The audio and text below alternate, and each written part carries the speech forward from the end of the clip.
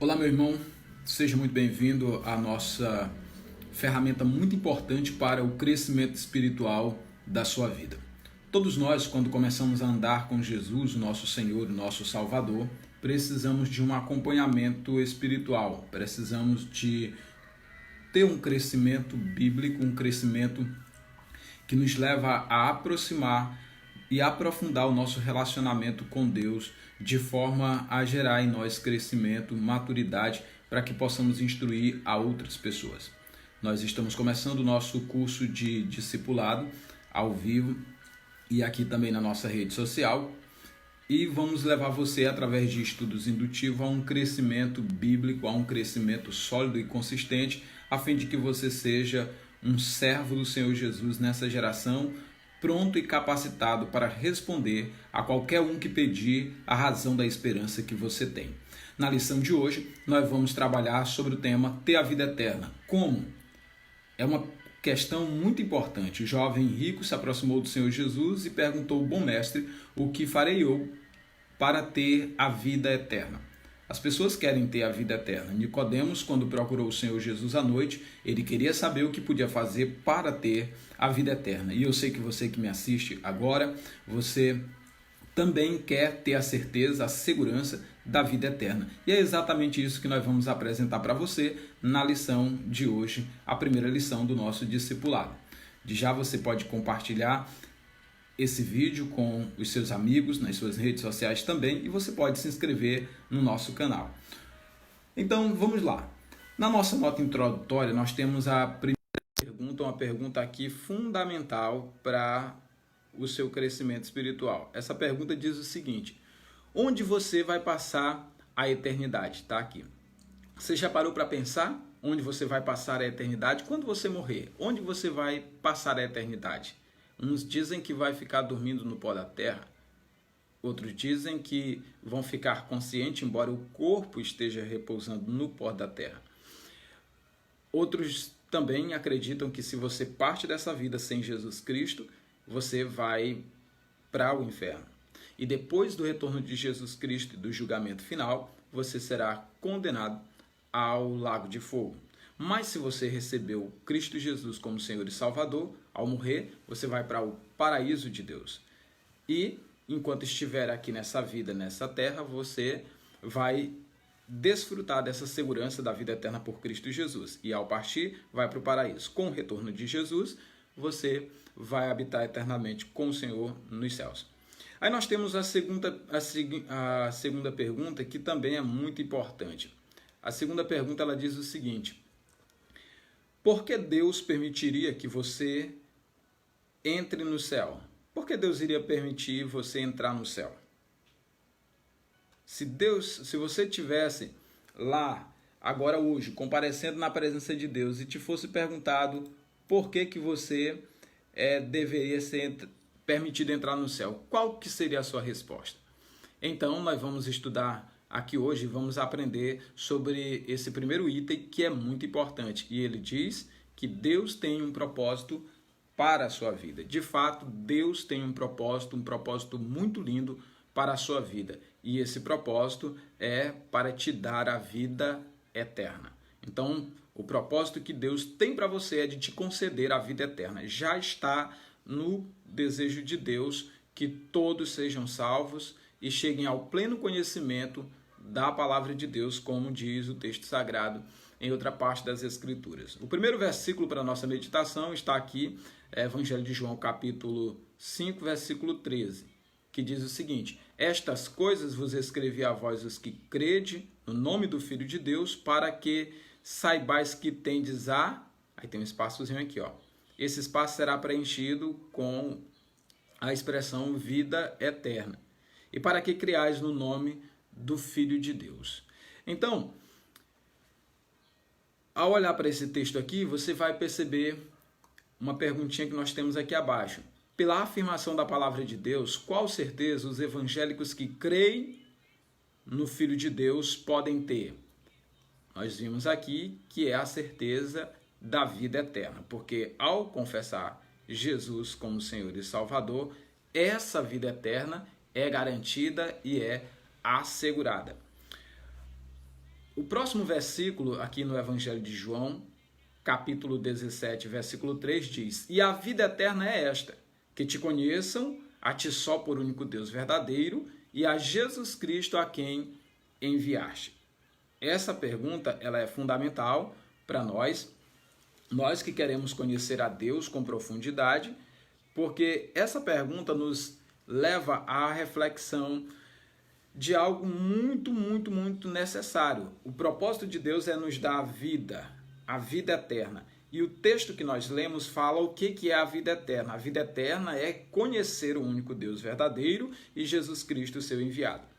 Olha só, que a vida eterna não é a denominação A, B, C ou D. É uma vida de conhecimento de Deus, é uma vida de conhecimento, de reconhecimento de que Jesus Cristo é o enviado de Deus para a nossa salvação. E naturalmente, você que conhece o único Deus verdadeiro e Jesus Cristo como Senhor, não vai aceitar cultuar nenhum outro que não seja o único Deus verdadeiro. E também não vai se submeter a práticas de invocação, de adoração ou qualquer celebração que não seja o único Deus verdadeiro através do seu Filho Jesus Cristo. Nesse texto nós aprendemos, então, quem foi o enviado de Deus para nos salvar? Jesus Cristo. E quem nós precisamos admitir para termos a vida eterna? O texto vai dizer: precisamos admitir ou conhecermos o único Deus verdadeiro e Jesus Cristo como seu enviado para nos salvar. Esse é o projeto de Deus. Para ter acesso à vida eterna, então, você vai precisar reconhecer o único Deus verdadeiro. Nas Escrituras, nós temos tudo que está escrito para que possamos ter certeza de que, uma vez tendo atendido à vontade de Deus, nós temos a vida eterna. E há uma promessa para as pessoas que reconhecem Jesus Cristo como seu Senhor e Salvador. Vejamos o texto que nós temos aqui diante de nós. O Evangelho de João, capítulo 14, versículos 1 e 4, diz assim: "Não se turbe o vosso coração. Crede em Deus, crede também em mim. Na casa do meu Pai há muitas moradas. Se não fosse assim, eu vos teria dito, pois vou preparar-vos lugar. E quando eu for e vos preparar lugar, virei outra vez e vos levarei para mim mesmo, para que onde eu estiver, estejais vós também. Mesmo vós sabeis o caminho." Mesmo vós sabeis para onde eu vou e conheceis o caminho. Lindo isso aqui. Essa é a promessa e a segurança que Deus dá para aqueles que têm nas Escrituras, nos escritos bíblicos, o entendimento de que estas são as palavras que conduzem à vida eterna.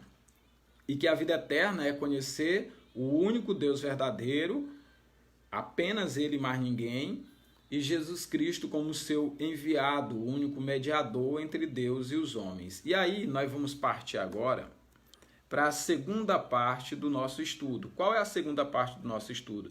É que você tem uma necessidade. E que necessidade é essa? Vamos olhar para o texto bíblico mais uma vez? Olha o que diz o texto bíblico.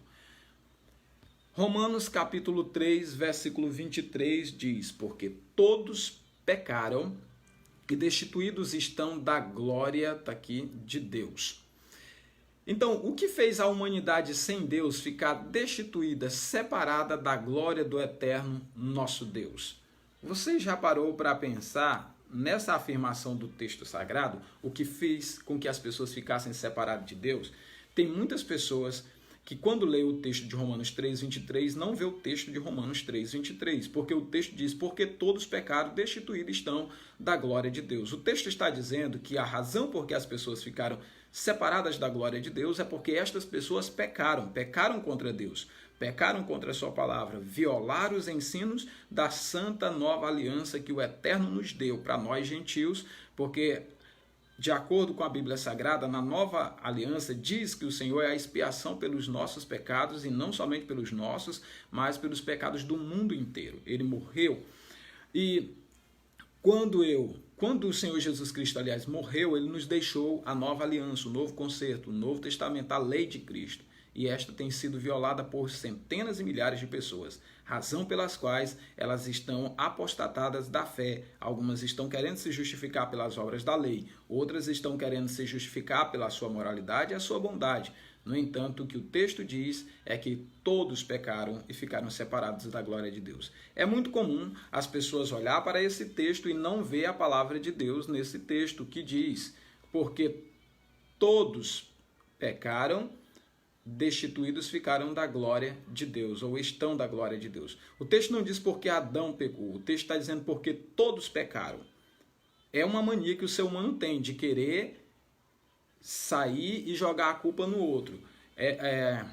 Adão jogou para Eva, Eva jogou para a serpente, e hoje as pessoas estão jogando tudo para Adão de volta. Porque as pessoas não admitem que também pecaram e que estão separadas da glória de Deus porque cresceram fazendo o que é mal aos olhos do Senhor, violando e transgredindo a santa nova aliança de Deus para a sua vida. Depois Romanos capítulo 6, versículo 23 diz, porque o salário do pecado é a morte, mas o dom gratuito de Deus é a vida eterna por Jesus Cristo, o nosso Senhor. Veja que agora nós temos uma situação muito importante para a gente pensar aqui. Por viver na prática do pecado, as pessoas recebem um pagamento, isto é, um salário. Você já parou para pensar qual é o salário por viver na prática do pecado? O texto vai dizer para nós que o salário do pecado é a morte.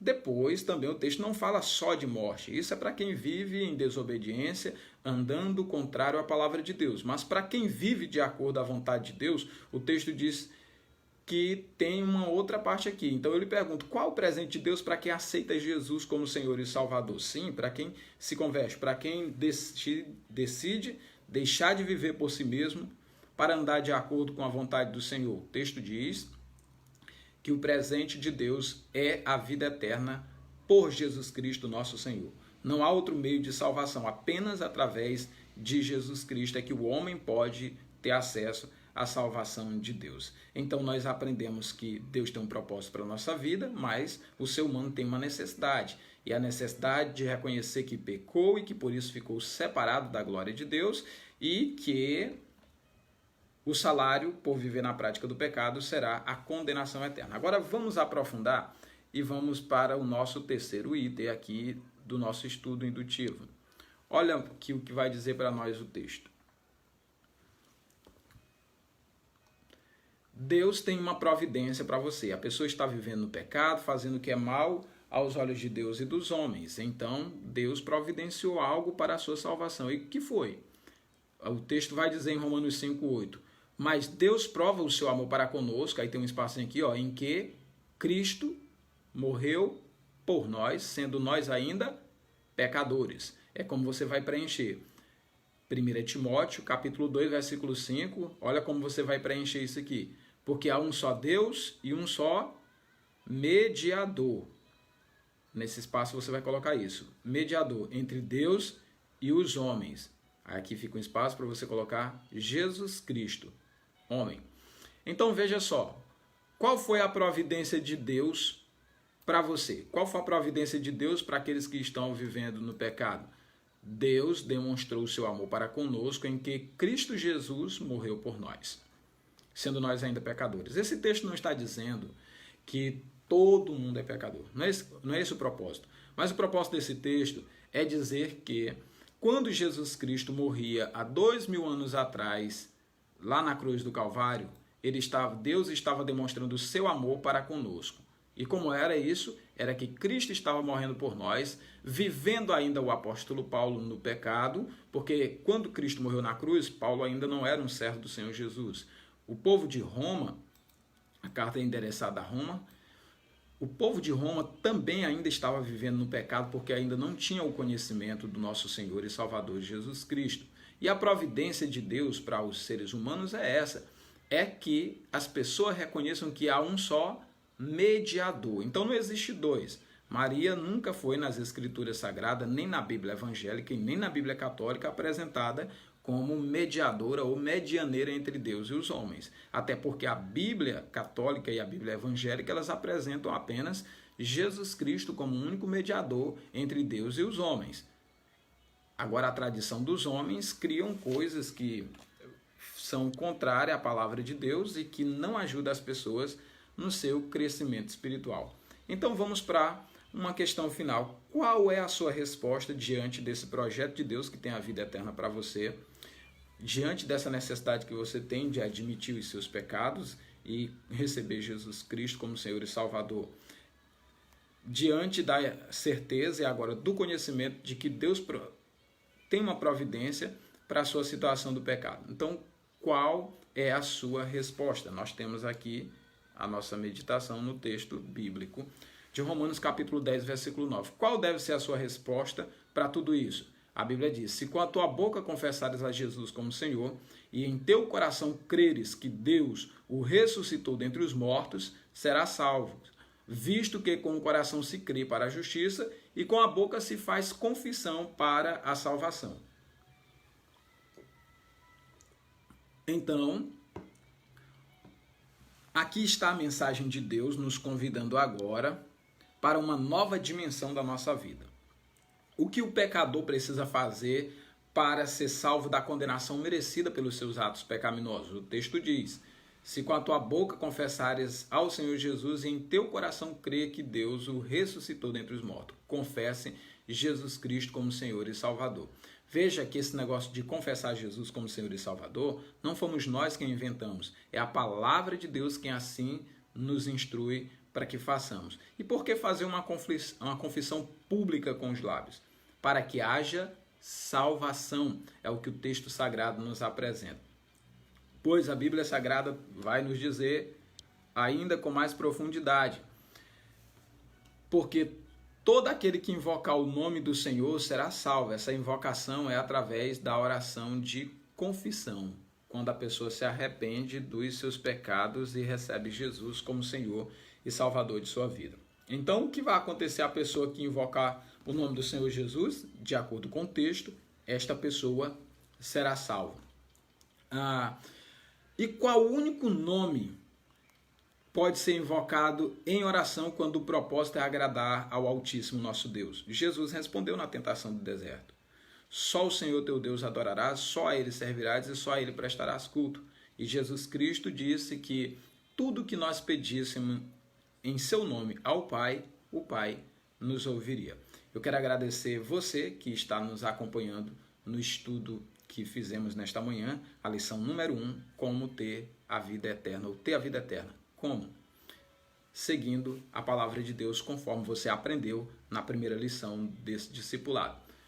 Se você quiser abençoar outras vidas, compartilhe esse vídeo aqui nas suas redes sociais e se inscreva no nosso canal, e assim você vai estar também nos abençoando, nos ajudando a levar a palavra de Deus para muitas outras pessoas que desejam conhecer a Deus. Deus abençoe e guarde você, a sua família, e nós nos veremos no próximo vídeo aqui. Você pode ir deixando suas curiosidades e depois nós vamos estar trabalhando cada uma das suas perguntas e questionamentos. Tenham todos um bom dia.